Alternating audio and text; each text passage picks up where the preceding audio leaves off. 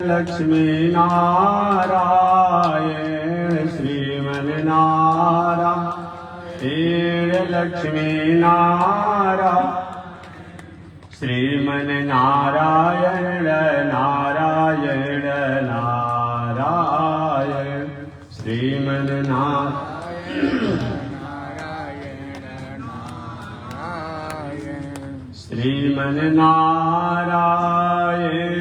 भवताराय श्रीमन्नारायण भवतारायण लक्ष्मी नारायण नारायण नारायण लक्ष्मी नारायण नारायण नारायण। बोलिए श्री लक्ष्मी नारायण भगवान की। अनंताचार्य कृपया वेदांत द्वयपारगम रामकृष्णांग्रिशर्वक्रम विश्वक्सेन मुनिं भजे। काषायं यज्ञसूत्रं शुचिवपुषि तथा चौर्दपुण्ड्रं च भाले यस्यास्ते दक्षहस्ते कलिकुमतिगिरीन्द्रेन्द्रवज्रं त्रिदण्डं संसाराग्निप्रशान्त्यै मृतजलममलं दारुपात्रं पवित्रं श्रीविश्वक्सेन सूरे पदकमलयुगं श्रेयसे संश्रयामि। लक्ष्मीनाथ समारम्भां नाथयामुनिमध्यमाम् अस्मदाचार्यपर्यन्तां वन्दे गुरो परम्पराम्। नारायणाय विद्महे वासुदेवाय धीमहि तन्नो विष्णु प्रचोदयात्। महालक्ष्म्यै च विद्महे विष्णुपत्न्यै च धीमहि तन्नो लक्ष्मी प्रचोदयात्। परमाराध्य श्री लक्ष्मी नारायण भगवान नित्य वंदनीय पूज्य गुरुदेव श्री त्रिदंडी स्वामी जी महाराज के जुगल चरणों में कोटि नमन। भगवत भागवत आचार्य कैंकर्य पारायण महानुभाव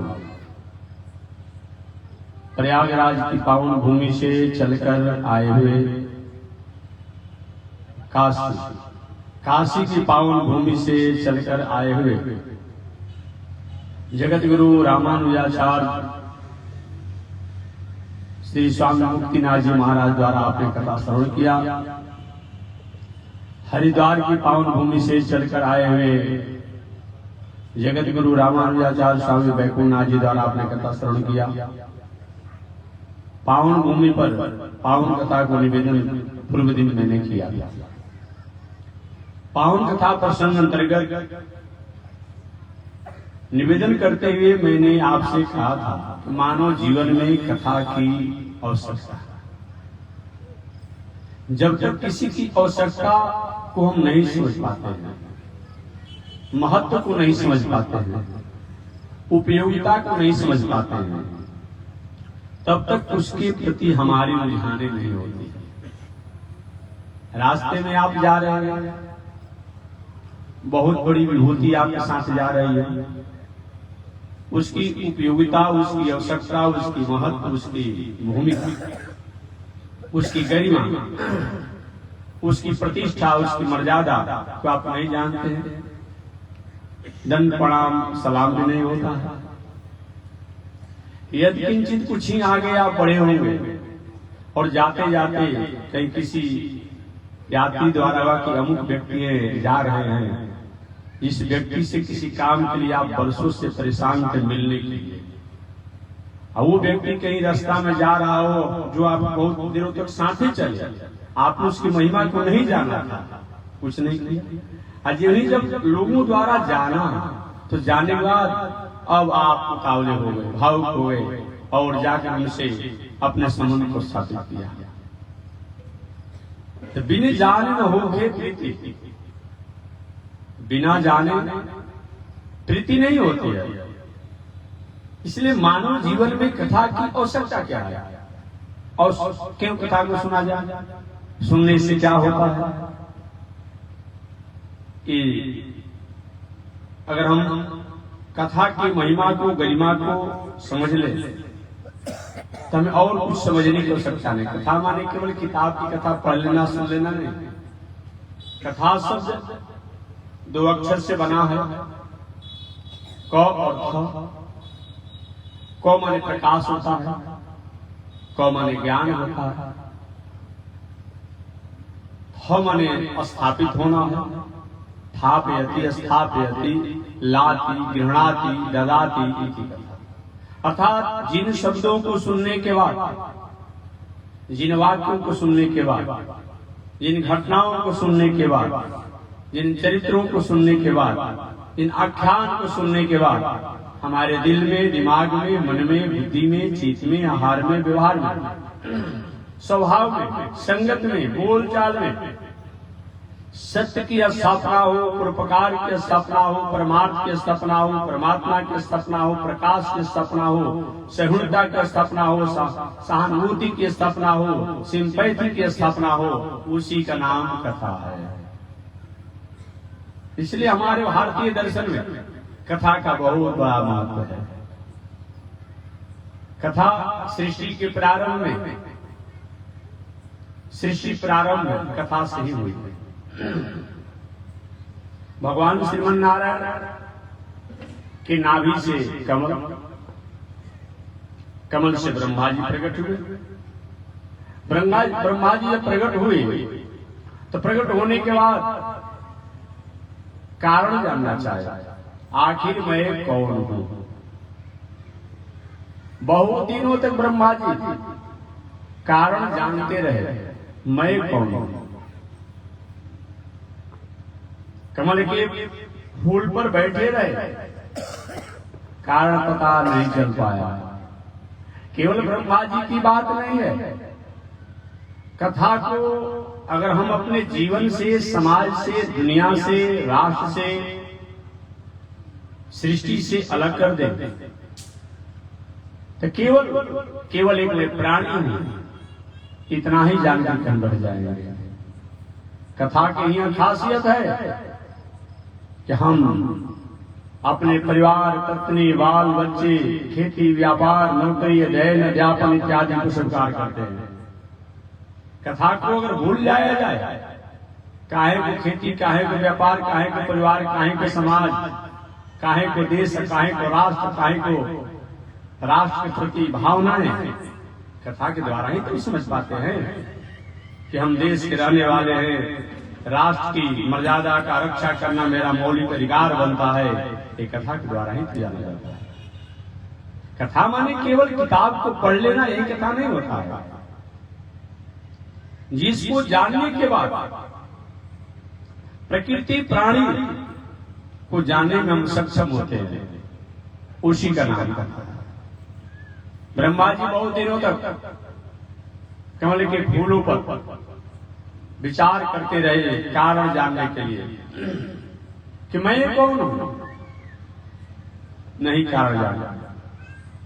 अंत में आवाज आई, तो अप, तब करिए, तो अप, दो अक्षर सुनाई दिया, तो अप, तब करिए, तब आपको अपना कारण ज्ञात होगा। तब का मतलब कर्म। बिना कर्म के फल नहीं। यदि किंचित शुरू कर दे महाराज, बबूल तभी आप मिल जाता है। बिना आम के वृक्ष को लगाए बबूल तभी कभी कभी आप मिल जाता है। हो सकता है कभी बबूल के नीचे भी आम मिल जाए, लेकिन ये बात सारी दुनिया जानती है, सब लोग जानते हैं कि बबूल आम का फल नहीं देता है। कोई आम के फल को लेकर जा रहा होगा, रास्ते में कहीं गिर गया, बबूल का पेड़ था, तो आपको पता चला कि बबूल के नीचे आम गिर गया। कहीं बगल में आम का बागीचा होगा, जोड़ों से अंदर तूफान आया होगा, फल आम लगा होगा, वह हवा के झोंकों से बबूल के वृक्ष के नीचे आ गया, आपको बबूल के नीचे आम मिल गया। बस तो बबूल के नीचे आम नहीं होता है और बबूल के वृक्षों में आम नहीं होता है। कुछ लोग कहते हैं कि महाराज अमीर व्यक्ति पूरा दुनिया के तांडव और उपद्रव में रहता है, लेकिन जिस तरीका से वह विकसित है और लोगों को नहीं देखा जाता है, हो तो सकता है। कभी कोई व्यक्ति अनीति, अन्याय, अधर्म, अत्याचार, दुराचार, पाप, व्यभिचार, कुकर्म करके भी बढ़ रहा हो, तो अच्छे लोग भी कभी कभी थोड़ी सी भ्रमित हो जाते हैं, उनकी भावनाएं उदास हो जाती है, उनका समर्पण श्रद्धा जो है डगमगाने लगता है। क्या मतलब होता है, यज्ञ क्या होता है, पूजा क्या होता है। लेकिन पुनः मैं हमेशा कहता हूं, एक बात निवेदन कर दूं, जब भी फल होगा आम के वृक्ष की टहनी में होगा, आम के वृक्षों द्वारा ही फल बाजार में होगा। बबूल के टहनी, बबूल के डाली और बबूल के द्वारा, बबूल के वृक्षों से आम का फल नहीं होता है। तो कैसे मिला, ये बात मैंने बता दी। कोई अनीति, अन्याय, अधर्म से जीवन जी रहा हो और उसको फलते फूलते चहकते विकसित होते हुए आप देख रहे हो, कोई सुकृत पूर्व जन्म का उसके पूर्वजों का होगा, माता पिता का होगा और शिष्य जनों का होगा, नाना नानी का होगा, पूर्व का कोई बैलेंस होगा। उस बैलेंस के कारण वो चहक रहा है। जिस दिन बैलेंस माइनस हो जाएगा, कोई उसका मतलब नहीं रहेगा। ऐसा जान करके धीर पुरुष, वीर पुरुष, अच्छे पुरुष जो है अच्छे कर्मों का कभी भी त्याग नहीं करते हैं। मैं निवेदन करते रहता हूं हमेशा, अनीति के वृक्ष पर, अन्याय के वृक्ष पर, अत्याचार के वृक्ष पर, उपद्रव के वृक्ष पर, पाप का फल से कभी भी सुख का स्वाद बहुत दिनों तक नहीं प्राप्त होगा। कभी कभी 2-4 रुपया कैसे छीन लिया, जाकर अच्छे पहन लीजिएगा, खा लीजिएगा, सब कर लीजिएगा, लेकिन बहुत देर नहीं चलेगा, नहीं चलेगा। इसलिए मानव जीवन में जब जब भी हमने सत्संग को त्याग किया, कथा को त्याग किया, शास्त्र को त्याग किया, संस्कृति को त्याग किया, धर्म को त्याग किया, सभ्यता को त्याग किया, मानवता को त्याग किया, मर्यादा को त्याग किया, सहिष्णुता को त्याग किया, हमारे जीवन में विसंगतियों की बहुत बड़ा अंधेरा, अंधियाली आ जाए। इससे हमें आगे निकलने के लिए कथा सत्संग की आवश्यकता है। अगर हमने कथा सत्संग को नहीं स्वीकार किया, इसमें हम फंसे ही रहते हैं। अतः जीवन की श्री और श्रेष्ठ लक्ष्य कुछ है, वही कथा। कथा का मतलब जिनको सुनने के बाद हर प्रकार से हम पवित्र हो जाए, हर तरह से पवित्र हो जाए, हर तरीका से पवित्र हो जाए, हर लोगों के प्रति हमारी परमात्मा की भावना हो, ये विचार अगर हमारी आती है तो सही माने में हमने कथा को समझ लिया। जो उपद्रवकारी है उन पर अनुशासन तो होना चाहिए। जो उपद्रवकारी है कि उपद्रवकारियों पर अनुशासन न होगा तो हमेशा हमेशा उपद्रवकारियों की एक परंपरा बन जाएगी, एक तारतम्य बन जाएगा। उस स्थिति में तो जो मार्ग से भटका है, आचरण से भटका हुआ है, विसंगतियों में है, ऐसों पर तो अनुशासन होना ही चाहिए। मानस कार में बैठा होगा, उसको बैठाइए, उसको कथा उसको आप देखते हैं वो यदि खलदंड करहु नहीं तोरा तो भ्रष्ट हो श्रुति मार्ग में। भला परम परमात्मा भगवान श्री राम तो धनुष बाण उठाना पड़े, अच्छी बात है। भगवान श्रीमन नारायण को चक्र उठाना पड़े, भगवान श्री कृष्ण कहीं आवेश की स्थिति में आना पड़े, भगवान नरसिंह को कहीं क्रोध की स्थिति आना पड़े, क्यों ऐसा हुआ? क्या भगवान में भी ऐसा होता है? क्या भगवान में ऐसा होता है? अजी जल तो शीतलता का सूचक होता है, जल तो शीतलता का सूचक होता है। जल का मतलब ही होता है शीतलता, ठंडा। लेकिन जल में उष्णता आ जाए तो, लेकिन कभी कभी जल को उष्णता लाना पड़ता है। चावल बनाना होगा, भात बनाना होगा, और ठंडा पानी में चावल को डाल दीजिए, भात पकेगा? बनेगा? नहीं बनेगा। उसमें तो खौलते हुए जल में चावल को डाला जाता है, लेकिन वह जल करता क्या है? उबलता तो है, लेकिन काम वही करता है जो कि निम्रता द्वारा होना चाहिए। कभी कभी संत, महात्मा, देवता, ईश्वर, भगवान भी यही करते हैं। दिखने में मालूम पड़ता है उबल रहे हैं, ताप में अपने आप में है, ताप से तापित है, लेकिन उनका ताप से तापित होना भी समाज के लिए, राष्ट्र के लिए कल्याणकारक है। जल अगर कहीं उष्णता में न आवे, न खौले, क्या चावल, दाल इत्यादि बने? सब्जी सिद्ध होगा? नहीं होगा, नहीं हो पाएगा।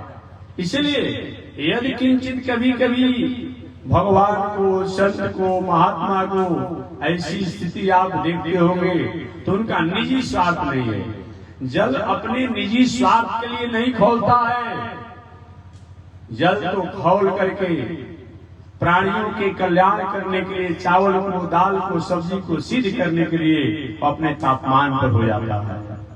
ठीक उसी प्रकार से भगवान, चाहे वह रामावतार हो, चाहे कृष्णावतार हो, चाहे वामनावतार हो, चाहे नरसिंहावतार हो, या बड़े बड़े संत महात्मा भी कभी कभी अगर उनकी स्थिति को देखते होंगे तो भी अपने स्वार्थ के लिए नहीं, बस तो प्राणियों के मंगल के लिए कभी ऐसा उनको करना पड़ता है। बस तो ऐसा होता है। तो मैं निवेदन करना चाह रहा था कि अनीति के वृक्ष पर पाप का फल के सुख का स्वाद अच्छा नहीं लगता है। कुछ दिनों के लिए, कुछ समय के लिए गलत तरीकों से बढ़ करके भी अपने जीवन को हम संवार सकते हैं, सजा सकते हैं, लेकिन जीवन में सौहार्द और शांति की प्राप्ति नहीं होगी। अतः मानव जीवन में कथा की आवश्यकता है। श्रीमद् भागवत महापुराण में गोपियां भगवान श्री कृष्ण के साथ जब लीला कर रही थी, कौन सी लीला? रास लीला। रास लीला का मतलब क्या होता है? रसो वही आनंद, रसो वही आनंद। रस कहा जाता है आनंद को, और रस से रास बनता है। इस राम रामो राम, तो रस से रास बनता है। रास का मतलब क्या होता है? जो आनंद की पराकाष्ठा हो, जो आनंद की पराकाष्ठा हो, परमानंद की पराकाष्ठा हो, परम तत्व की सत्ता में अंतिम स्थापित हो जाना ही रास है। ऐसे लीला में, लीला माने लय होना, उसमें स्थापित हो जाना ही रास लीला है।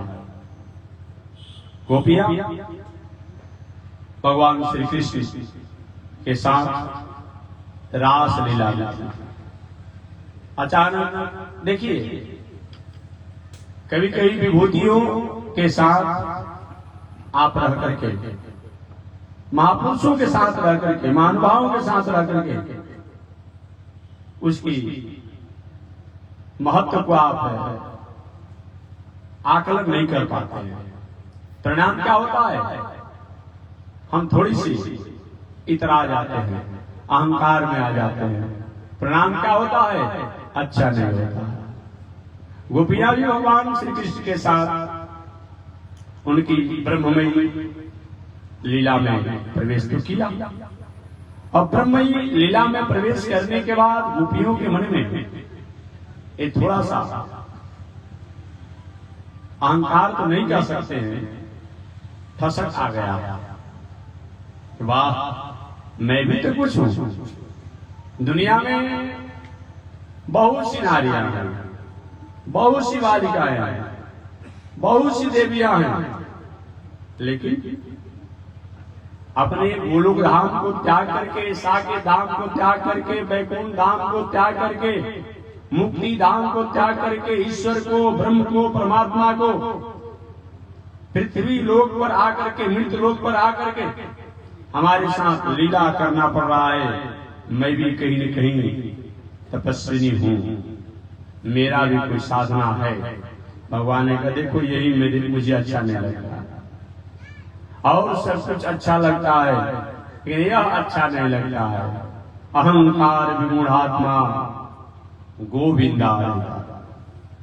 अहंकार ब्रह्म को, परमात्मा को पसंद नहीं होता। मानसकार ने भी कहा, मानस में भी कहा गया कि निर्मल मन सो वही भावा। भगवान कहते कि निर्मल मन जो है वही मुझे भाता है।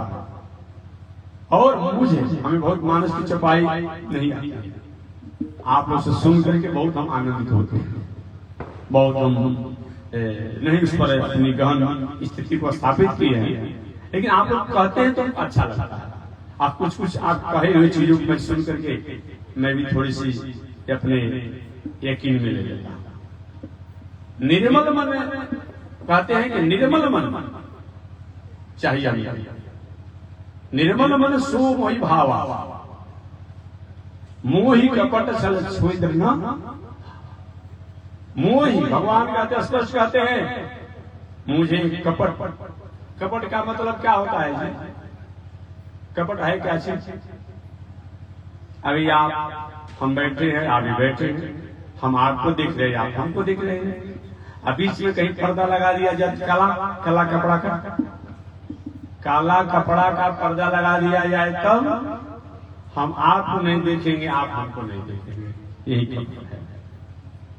अहंकार का, दम्भ का, ईर्ष्या का, द्वेष का, ढोंग का, ये जो है ये पर्दा जो है काला लग जाता है तो भगवान तो रहते हैं लेकिन दिखाई और समझ में नहीं आता। जिस दृष्टि से मंदोदरी ने राम जी को पहचान लिया, दोनों एक साथ हैं। मंदोदरी लंकेश रावण को समझा रही है, हे स्वामी, हे प्राणेश्वर, हे पतिदेव, अरे जिनको आप मनुष्य मानते हैं, जिनको राजकुमार मानते हैं, वो राजकुमार नहीं है। प्रदीयताम दासरथी मैथिली, अरे मैथिली को लौटा दीजिए। जिस खरदूषण को आप अपने समान बलवान मानते हैं, उस खरदूषण को जो पलक गिरते गिरते जिन्होंने समाप्त कर दिया, उनको भी आप राजकुमार मानते हैं। रावण ने अपने समान अगर किसी को बलवान माना तो अपने वाणी से व्याख्या किया है मोसन खरदूषण बलवाना, और किसी को रावण ने अपने समान बलवान नहीं माना। लेकिन श्री रामचरित मानस में और श्री रामचरित मानस के अनुसार अगर रावण ने अपने समान किसी को बलवान माना है तब खरदूषण को माना है। वही मंदोदरी कहती है, हे पतिदेव, आप जिस खरदूषण को अपने समान बलवान मानते थे, उन खरदूषण को देखते देखते पलक गिरते गिरते जिनकी 14,000 सेनाओं से पलायन कर दिए उन खरदूषण को, फिर भी उनको राजकुमार कहते हैं। रावण पर कपट का पर्दा गिरा हुआ था, अस्मिता का और सौहार्द का असहिष्णुता का, अविवेक का बड़े जोर से हंसा और हंसते हुए मंदोदर्य का भाग में जिस तुम्हारे पति लंकेश रावण के वय से पृथ्वी, वायु, आकाश, सूर्य, चंद्रमा सब अपने नियत समय में भी कार्य करते हुए भयभीत रहते हैं। चलत दशान डोलत धरणी, अवनी भी कहीं कहीं कहा गया है। और समझिए, लंकेश रावण जब चलता था पृथ्वी कांपने लगती, कहीं इधर उधर हुआ चलने में तो हमको डांट पड़ेगा, और तुम डर रही हो, वही कपट पट डर रहा होता। तो सम कहते हैं कि कपट छल, छल का मतलब क्या होता है? रहना कुछ अलग और दिखाना कुछ अलग, ये छल, ये छल कहा जाता। छल का मतलब रहना कुछ अलग और दिखाना कुछ अलग। आज यही हो गया, यही हो गया है, ये भगवान को भाता नहीं। और छिद्र का मतलब, छिद्र का मतलब क्या होता है? चंचल बुद्धि, दुराग्रह बुद्धि, कुबुद्धि ही क्या है? छिद्र है, जो हमारे जीवन में अनेक प्रकार के दोष जो है, उन दोषों से हमारी मनुष्यता जो है छिद्र हो गया है। उस जीवन को जीना ये छिद्र, भगवान को ऐसा आपको पसंद नहीं। ये कैसे हम जानेंगे? एक कथा के द्वारा ही। गोपियां कहती है, गोविंद तब कथावृतम तप्त जीवनम, आपकी कथा की एक खासियत है कि बड़े बड़े लोग जो इस संसार के तापों से तपते रहे, आपकी कथा को सुन करके उनका जीवन संतप्त हो गया, शांत हो गया। ये कथा की महिमा है। वेदांत दर्शन की अगर बात किया जाए, उपनिषद की बात किया जाए, उपनिषद में भी हमारे यहाँ कथा की महिमा बताई गई है। अथा तो धर्म जिज्ञासा, अथा तो ब्रह्म जिज्ञासा, पहले धर्म की जिज्ञासा होनी चाहिए, पुनः ब्रह्म की जिज्ञासा होनी चाहिए। धर्म की जिज्ञासा ब्रह्म की जिज्ञासा को पूरक करा देती है, पूरक हो जाती है। जिज्ञासा माने कथा, जिज्ञासा कथा होती है। इसलिए हमें कथा निश्चित रूप में श्रवण करनी चाहिए। ब्रह्मा जी अपने बारे में जानना चाहे, बहुत दिनों तक नहीं जाना, बहुत दिनों तक जब नहीं जान पाए, एक आवाज आई, वत्स तो आप तब करिए, और तब करेंगे तब आपको ज्ञान हो जाएगा अपने बारे में। ब्रह्मा जी के तब करने तो जानता ही नहीं हूं, तब कैसे किया जाता है? तो पुनः आवाज आया कि तो अप, ये अक्षर जो है इसी को आप क्रिया भी मान लीजिए, मंत्र भी मान लीजिए, कार्य भी मान लीजिए और कर्म भी मान लीजिए। देखिए, और दुनिया में संज्ञा, सर्वनाम, विशेषण, क्रिया, कर्म, विशेष इत्यादि अलग होते हैं, लेकिन परमात्मा जो है संज्ञा भी है, सर्वनाम भी है, विशेषण भी है, विशेष भी है, क्रिया भी है, कर्म भी है, सब कुछ वही है। कि उनसे पहले तो कुछ कोई था नहीं, सब उनके द्वारा बना हुआ है। चाहे क्रिया हो तब, चाहे कर्म हो तब, चाहे समास हो तब, चाहे अव्यय हो तब, चाहे संज्ञा हो तब, चाहे सर्वनाम हो तब, चाहे विशेषण हो तब, चाहे विशेष हो तब, सब उन्हीं के द्वारा बना हुआ है, उन्हीं से निकला हुआ है। इसलिए परमात्मा के साथ अगर इन किसी चीजों का उपयोग किया जाता है, शब्दों में कहीं कहीं ऐसा है कि ब्रह्म तत्वों को प्रतिपादित करने में क्रिया शब्द ही नहीं रहता है।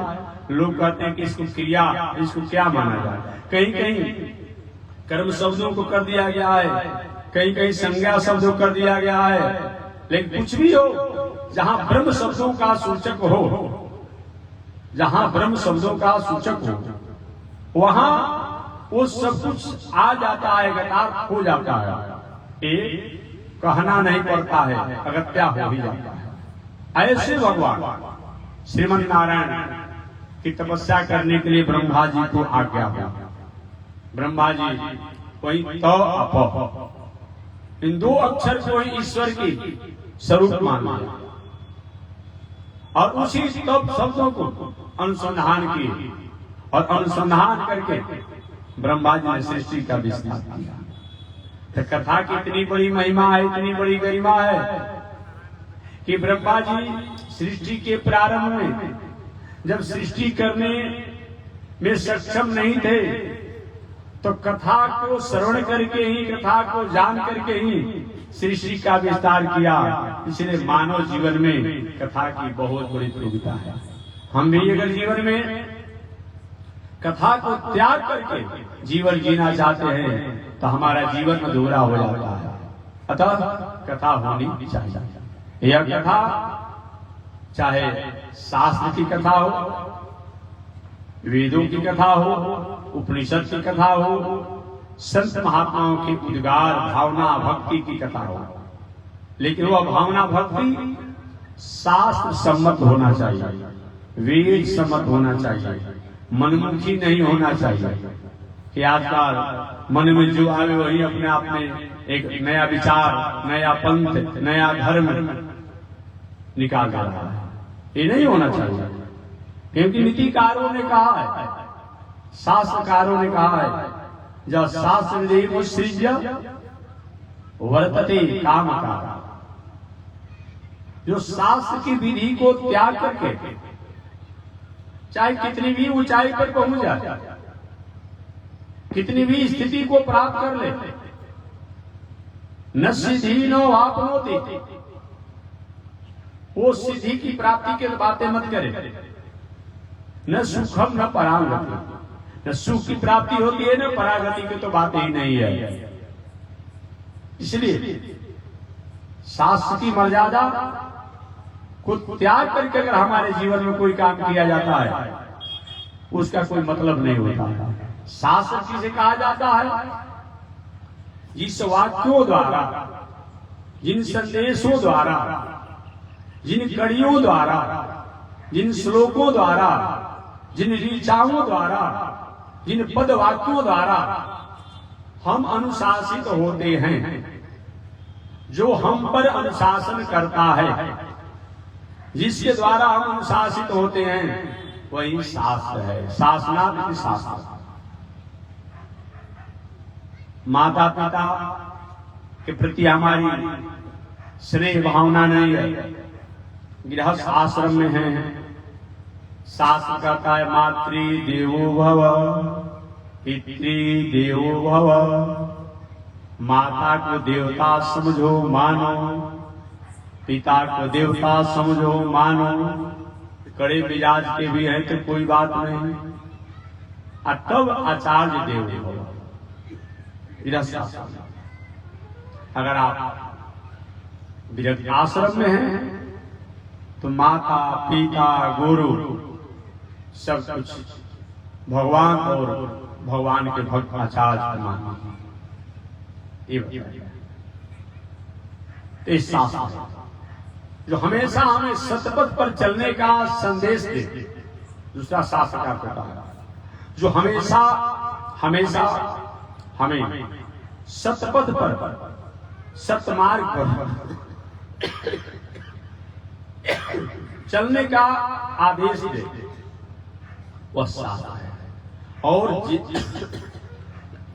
जिसके द्वारा कहीं हम पहले से मार्गों में भटक रहे हो, आचरण से, रहन सहन से, खान पान से, उठन बैठन से हम भटके हुए हो, भटक रहे हो, भटक चुके हो, और उसी को जो हमें पुनः अपने आप में अग्रसर करे, प्रेरणा प्राप्त होता हो, वो सास नहीं हो सकता है, वो तो कपोल बात हो सकती है।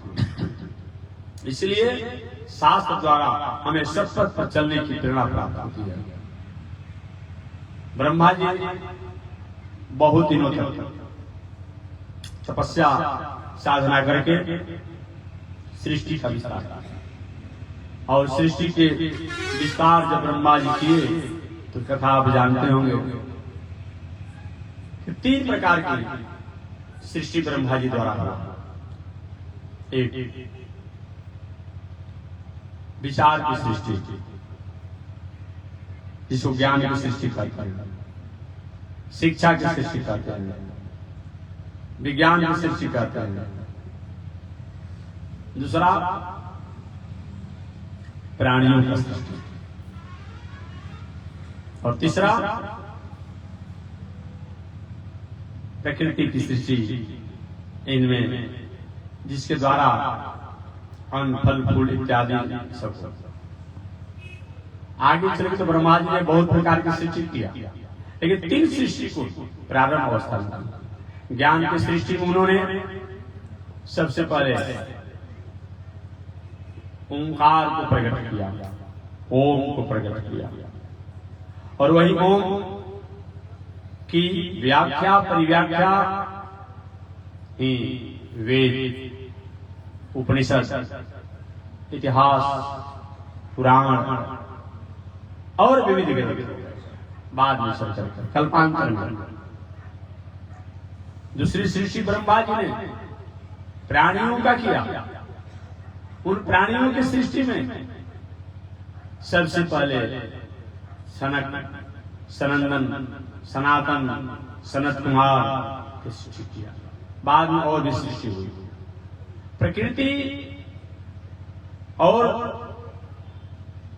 अन्य वृक्षों की सृष्टि किया, जिसमें पृथ्वी, जल, वायु, आकाश, अग्नि की सृष्टि की, अनेक प्रकार के अणुओं की सृष्टि की।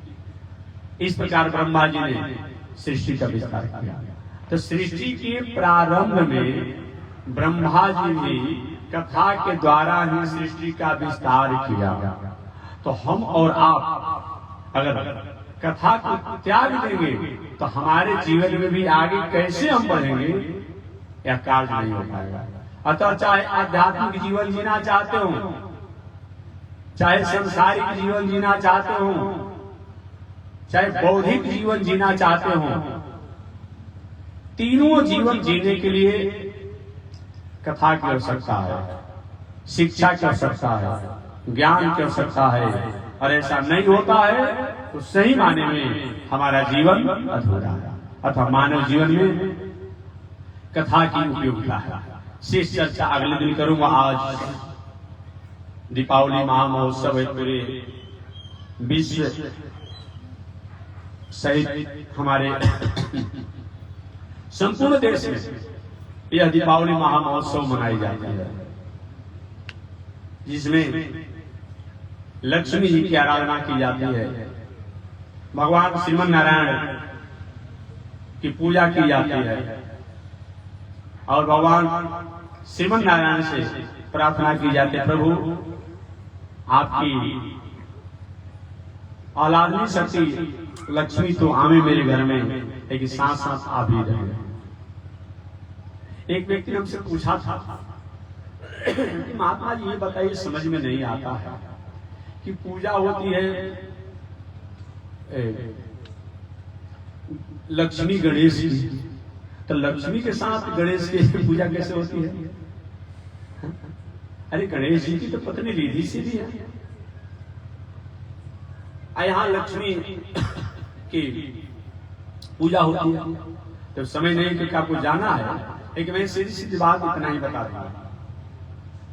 देखिए, एक तो लक्ष्मी जी माता है,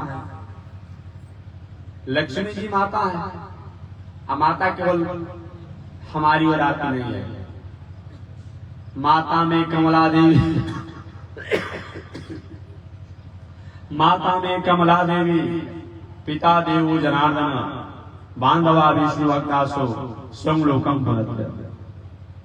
जहां पर गणेश के साथ लक्ष्मी जी की बात आती है, वो लक्ष्मी जी दूसरा नहीं है, वो लक्ष्मी जी जहां गणेश के साथ होता है। जैसे मान लीजिए आप ही अपनी बेटी का नाम लक्ष्मी रख देंगे तो क्या वो लक्ष्मी वैकुंठ तो भगवान श्रीमन नारायण लक्ष्मी हो जाएगी?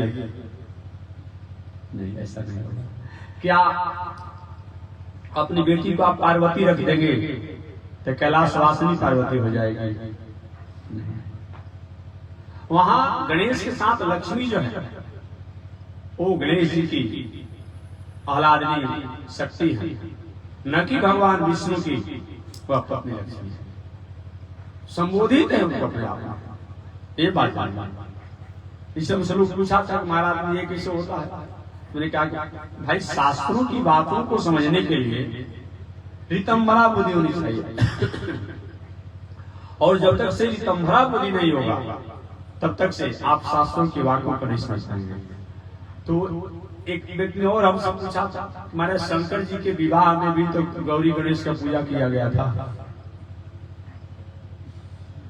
इसकी बात है, कभी ऐसे प्रसंगों का विचार किया? अरे शंकर जी का विवाह होना आया, पहले गौरी गणेश का पूजा किया गया। तब मैंने समझाया उन महानुभाव कि देखिए गौरी गणेश एक पदवी है। क्या है? पदवी है। मास्टर साहब, डॉक्टर साहब, इंजीनियर साहब, जिलाधिकारी, न्यायाधीश एक पदवी है, एक गद्दी है। जो उस गद्दी पर रहता है उसको उस पदों से संबोधित किया जाता है। देवराज इंद्र का पद है, वरुणलोक का पद है, सब पद होता है। मनु का पद है, एक पद होता है। तो उस समय के जो गणेश के पद पर थे और गौरी के पद पर जो थे उनका पूजा किया गया, न कि पार्वती नंदन और शंकर जी के पुत्र गौरी गणेश का पूजा किया गया। बात सीधी सीधी जान गया। उस समय के पद पर, क्योंकि पद तो खाली जाता नहीं है, उस समय उस पद पर जो थे उनकी पूजा किया गया। कोई आपत्ति की बात नहीं है। ठीक उसी प्रकार से एक काल में गणेश जी की पत्नी का नाम लक्ष्मी पड़ा, तो वही लक्ष्मी का अपना पूजा होती है। यहाँ रिधि सिद्धि के नहीं होती है कि गणेश की एक पदवी है। हमेशा जैसे भगवान का अवतार होता है, देवताओं का अवतार होता है, उसी प्रकार से इन लोगों का भी आना जाना बना रहता है। एक काल में जो गणेश की आह्लादनी शक्ति जो लक्ष्मी है, उन लक्ष्मी को जो उनकी पत्नी थी उन्हीं की गणेश और लक्ष्मी की पूजा होती। एक नाम है वो लक्ष्मी तो हमेशा भगवान से अलग रहते ही नहीं है। भगवान जिस रूप में आते हैं, लक्ष्मी जी नाम भले ही बदल जाए लेकिन लक्ष्मी उनके साथ रहती है और कहीं किसी के साथ रहती होती। बस इसी के साथ मैं वाणी को विराम दे रहा हूं। एक बार भगवान का श्रीमन नारायण लक्ष्मी नारायण, श्रीमन नारायण लक्ष्मी नारायण, श्रीमन नारायण नारायण नारायण, श्रीमन नारायण नारायण नारायण। बोलिए श्री लक्ष्मी नारायण भगवान की हरि ओम। शांति ही शांति ही शांति।